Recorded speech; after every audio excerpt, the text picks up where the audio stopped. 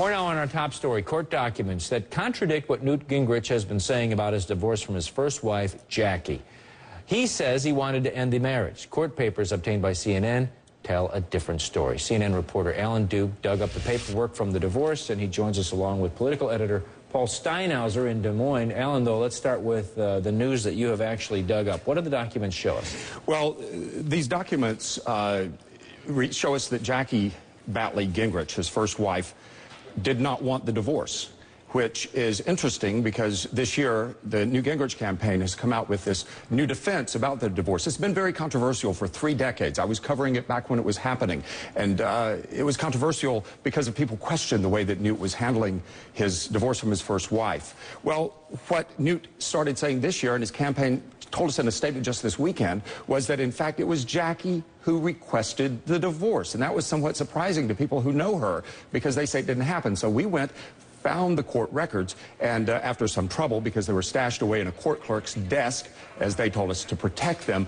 But what we found, in fact, was a petition, a response from Jackie Gingrich, which I'll read from, says, defendant shows that she has adequate and ample grounds for divorce, but she does not desire one at this time. While the Gingrich campaign is telling us now that it was the first wife who asked Newt Gingrich for the divorce, these court documents show that's not the case. And much of this is going to go online, so people who want to look through this can actually find the details in your reporting, right? Yes, it should be available about now. The full story with interviews and the actual court documents that we found at the Carroll County, Georgia courthouse in a file stashed in a drawer this week. Have we heard back from the Gingrich campaign at all? Well, we got an email from them on Sunday saying that they're standing by the point that Newt Gingrich is the one who asked for the that Jackie Gingrich asked for the divorce. They're standing by that, despite what the court documents say. What they're saying is that these divorce papers were actually filed by Newt Gingrich at her request. But that is not what people who were there contemporaneously are telling us now. All right, nitty-gritty online. Paul, to you, any reaction at all from the Gingrich campaign? Are they likely to react to this?